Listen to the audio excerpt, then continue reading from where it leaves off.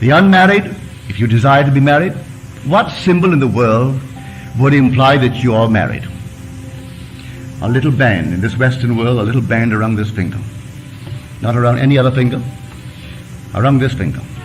It doesn't have to be the biggest aspidastra in the world. Just a plain little gold ring. If you wear it, that you are proud of the one who put it there. You don't have to see what he looks like. When it's put there, you'll be proud of his name, to bear it, and you'll be proud of him. Just put it there. You know why I know that? My wife did it. She did it. Actually, she did it. One day she was in the presence of a so-called sensitive. And this one said to her, "Why did you take off your wedding ring?" She said, "I am not married." "Oh," she said, "don't fool me. You took off your wedding ring." She said, "But I'm not married." She said, "I'll even tell you his name." And she started off with Never. She didn't quite get it, but she was coming very, very close to it. She was actually sensing what my wife in consciousness was feeling. When I first met her, I wanted her the very first day I knew her. I wanted to marry her. But I was entangled. Was I entangled? But by this law, I disentangle myself.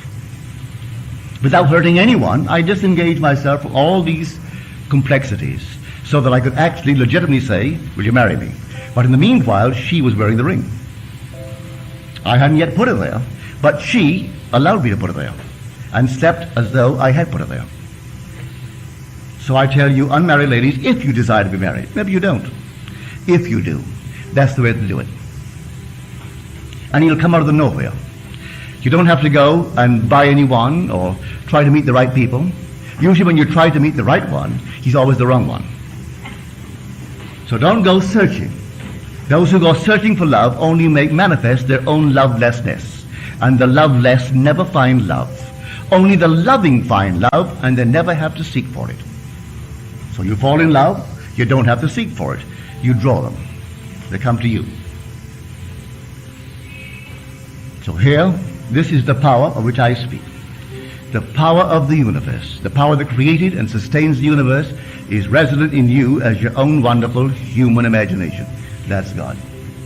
Don't forget it. I know it's difficult when man has been trained to believe in an external God. And he goes to church and gets on his knees and he prays to an external God.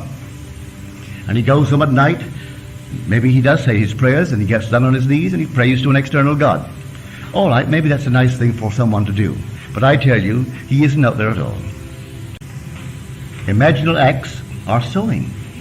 But we do not recognize our own harvest when we see the imaginal act projected on the screen of space. We say, I could never imagine a thing like that, but we must have, or we could not encounter it. So the act of imagining is sowing. And in its own good time, it crops out from that unseen journey and appears on the screen of space, and you see it, but you don't always recognize your harvest. But I'll tell you one thing, do not concern yourself with the means. Always go to the end, dwell in the end, and you'll hurt no one. But if you try to devise the means, you're, messing the whole thing up. I've had people say to me, I want that man and no other man. I said, no, you don't. You want to be happily married. You don't want that man or no man. Oh, yes, that man or no man. Then, of course, this always shocks them. I said, if he dropped dead right now, would you want to be married? Well, he isn't going to drop. I didn't ask you that. If he dropped dead right now, or if he's right this very moment accused of being the world's greatest thief or murderer, you still want him?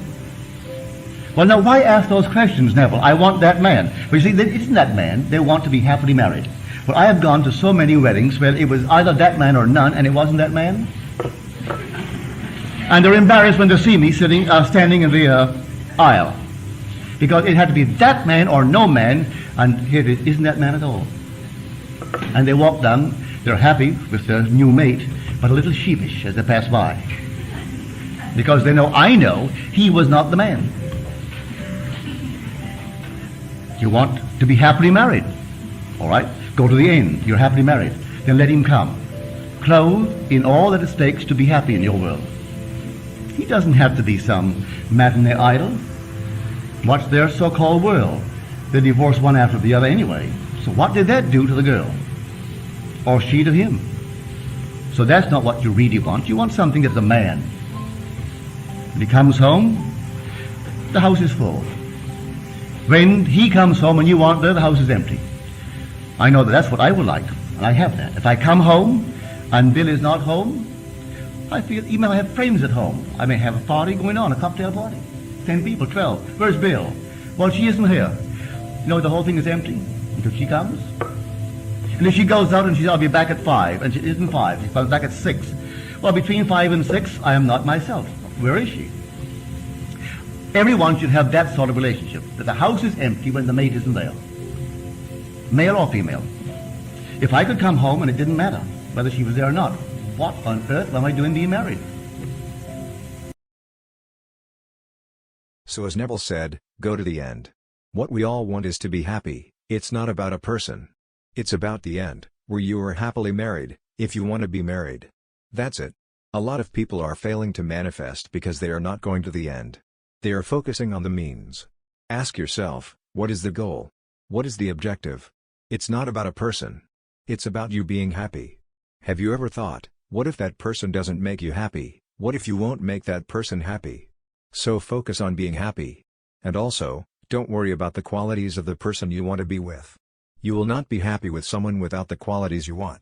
So just capture the feeling of being in a happy relationship and wear it till it hardens into fact.